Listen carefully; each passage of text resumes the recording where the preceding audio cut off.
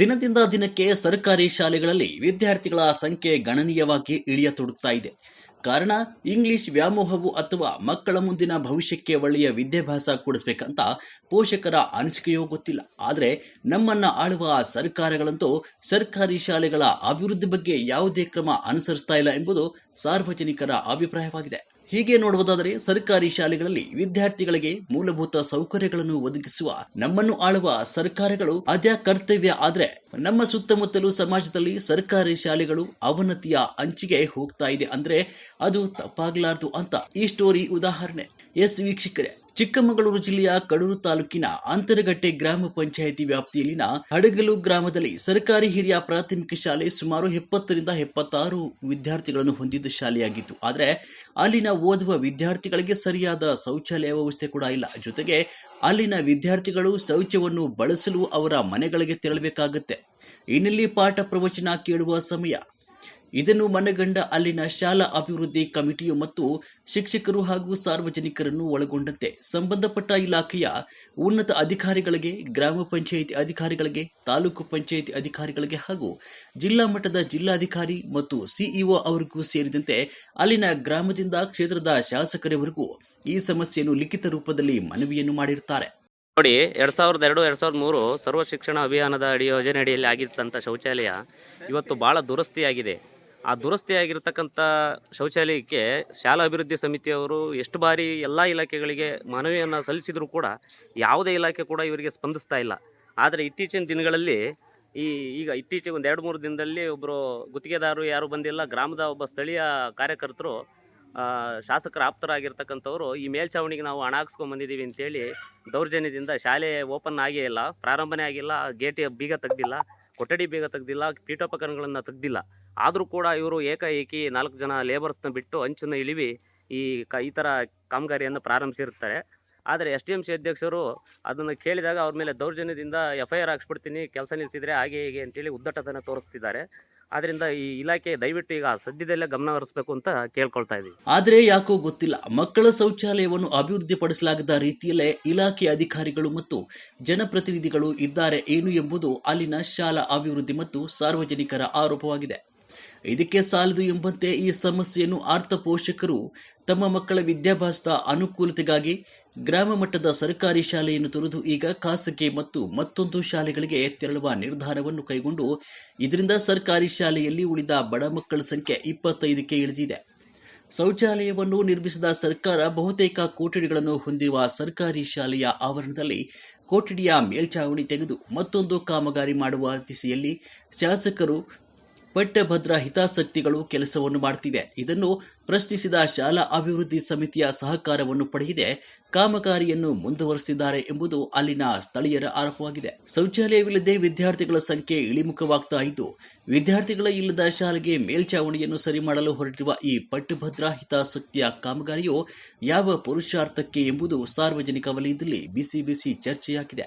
ವಿದ್ಯಾರ್ಥಿಗಳ ಮಾನ ಮರ್ಯಾದೆ ಮತ್ತು ಅವರ ಗೌಪ್ಯತೆಯನ್ನು ಕಾಪಾಡುವ ಶೌಚಾಲಯವಿಲ್ಲದೆ ಬಯಲು ಶೌಚಕ್ಕೆ ತೆರಳು ಉಂಟಾಗಿದೆ. ಇದರಿಂದ ಜನಪ್ರತಿನಿಧಿಗಳು ಮತ್ತು ಉನ್ನತ ಅಧಿಕಾರಿಗಳು ಶೀಘ್ರದಲ್ಲೇ ಈ ಸಮಸ್ಯೆಗಳಿಗೆ ಕಡಿವಾಣ ಹಾಕಿ ಸರ್ಕಾರಿ ಶಾಲೆಗಳನ್ನು ಉಳಿಸುವ ನಿಟ್ಟಿನಲ್ಲಿ ಕೆಲಸಗಳನ್ನು ಮಾಡಬೇಕು ಅಂತ ಅಲ್ಲಿನ ಸಾರ್ವಜನಿಕರ ಅಭಿಪ್ರಾಯವಾಗಿದೆ.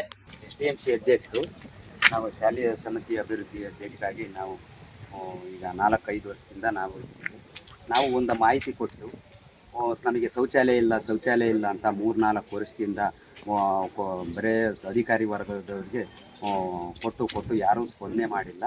ಆದರೆ ಎಲ್ಲ ಇದ್ರೆ ನಮ್ಮ ಆಟದ ಮೈದಾನ ಇಲ್ಲ ಅನ್ನೋ ಕಾರಣಕ್ಕಾಗಿ ನಮ್ಮ ಶಾಲೆಯ ಮಕ್ಕಳ ಸಂಖ್ಯೆ ಕುಗ್ತಾ ಬಂದಿರೋದ್ರಿಂದವ ಶಾಲೆ ಆಟದ ಮೈದಾನಕ್ಕೆ ಅಂತ ಹೋದಾಗ ಅದು ಗೋಮಾಳು ಜಾಗ ಇರೋದ್ರಿಂದವ ಶಾಲೆ ಸೇರಿ ಗೋಮಾಳ ಇರೋದ್ರ ಜಾಗದಿಂದವ ಅದು ಇಲ್ಲೇ ಆಗಲ್ಲ, ಅದು ನೀವು ಮಾಡತ್ತಾಗೆ ಅಧಿಕಾರಿ ವರ್ಗ ಮಾಡ್ಕೊಳ್ರಿ ಅಂತ ಹೋದ್ರು.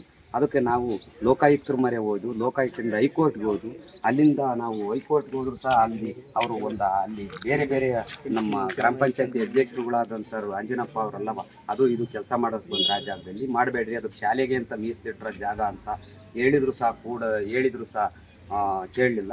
ನಾನು ಒಂದು ಶೌಚಾಲಯ ಇಲ್ಲ, ಶೌಚಾಲಯಕ್ಕೆ ಮಾಡ್ಸೋಣ ಅಂತ BO, EO, AC, DC ಎಲ್ಲರಿಗೂ ಒಂದು ಮನವಿ ಕೊಟ್ಟು ಬಂದರು ಸಹ ಈಗ 5 ವರ್ಷದಿಂದ ಯಾವುದೇ ಥರದ ಕಾಮಗಾರಿ ಆಗಿಲ್ಲ. ಈಗ ಅದು ಎಲ್ಲ ಚೆನ್ನಾಗಿದೆ. ಅಲ್ಲ ಸರ್, ಶೌಚಾಲಯದ ಸ್ಥಿತಿ ಹೇಗಿದೆ ಇವಾಗ ನಿಮ್ದು? ಶೌಚಾಲಯ ಸ್ಥಿತಿ ಇದೇ ತರ ಇದೆ ನೋಡಿ. ಇದೆ. ಹಾ, ಬನ್ನಿ ಸರಿ ಒಳಗಡೆ. ಇದು ಬಿಒ ಬಂದು ಮೊನ್ನೆ ಇಲ್ಲಿ ಏನು ಅಂತ ಸುಮ್ಮನೆ ಆಟೋಮೇಟಿಕ್ ಇಟ್ಟು ಬಾಕ್ಸ್ ಇಕ್ಕಿ ಹೋಗಿದ್ದಾರೆ. ಇದಕ್ಕೆ ಗುಂಡಿ ಯಾವುದೇ ತರದಿಲ್ಲ. ಮಕ್ಕಳು ಸಹ ಇಲ್ಲೇನು ಉಪಯೋಗಿಸ್ತಾ ಇಲ್ಲ. ಒಂದು ಯಾವ ವ್ಯವಸ್ಥೆನೇ ಇಲ್ಲ. ಈ ಕಡೆ ಬನ್ನಿ. ಈ ಕಡೆ ಒಂದು ಬೀಗ ಹಾಕಿದೆ. ಇದ್ರೊಳಗೆ ಏನು ಇಲ್ಲ. ಇದು ಬಳಸ್ಲಿಕ್ಕೆ ಯೋಗ್ಯ ಇಲ್ವಾ? ಯೋಗ್ಯ ಇಲ್ಲ. ಅದು ಗುಂಡೆ ಇಲ್ಲ ಸರ್. ಮೊದ್ಲಿಲ್ಲಿ ಗುಂಡೆ ಇಲ್ಲ. ಸುಮ್ಮನೆ ಬೇಸಿಲ್ ಇಕ್ಕಿ 2002-03 ಇದರಲ್ಲಿ ಅಭಿಯಾನದಲ್ಲಿ ಆಗಿರೋದು ಇದು.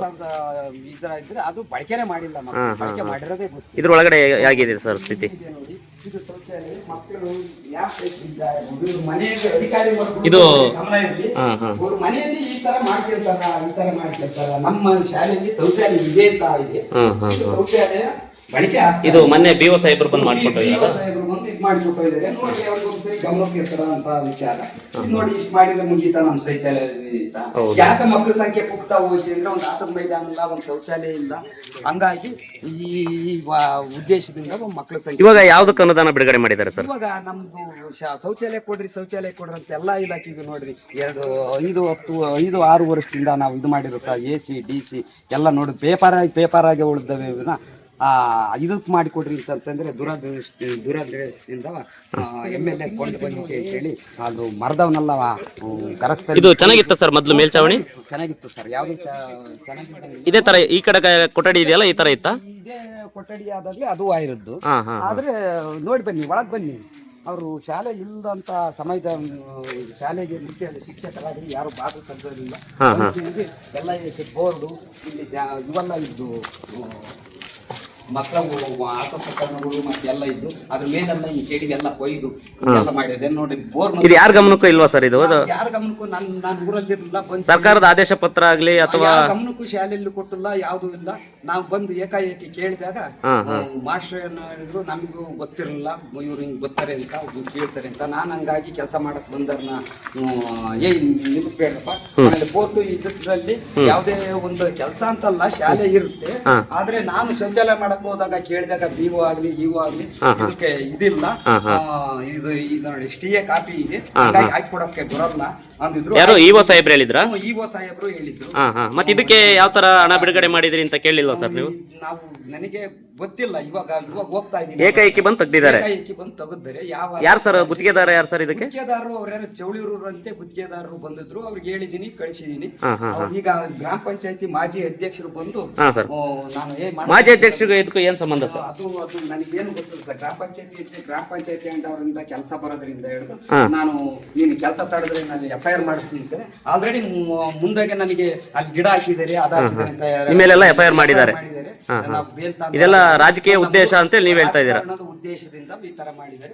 ನಾನು ಒಂದು 2-3 ಕೇಸ್ ಹಾಕಿದ್ದಾರೆ ನನ್ನ ಮೇಲೆ. ನಾನು ಯಾವುದೇ ಮನೆ ತಾಂದೋಗ ಅಂತ ಇದಲ್ಲ. ಸರ್ಕಾರಿ ಶಾಲೆ ಅಲ್ವಾ ಸರ್? ಇದು ನಿಮ್ಮ ಪ್ರೈವೇಟ್ ಶಾಲೆ ಅಲ್ವಲ್ಲ? ನಾನು ಉಳಿಸಕ್ ಹೋಗ್ರಿ, ಅದು ಗೋಮಾಳದಾಗ ಐತಿ ಅಂತಂದ್ರೆ ಯಾವುದೇ ಸರ್ಕಾರಿ ಸವಲತ್ತು ಇದ್ರಲ್ಲಿ ಯಾವುದೇ ನಮ್ಮ ದಾಖಲಾತಿಲ್ಲ. ಒಂದ್ ನಿಮಿಷ ಸರ್, ಮಕ್ಕಳನ್ನ ಒಂದ್ಸರಿ ಎಷ್ಟು ದಿನದಿಂದ ಬಾತ್ರೂಮ್ಗೆ ಮನೆಗೆ ಹೋಗ್ತಾ ಇದ್ದೀರಿ ಯಾವಾಗ ಅಂತ ಬನ್ನಿ ಸರ್ ಮಾತಾಡಿ.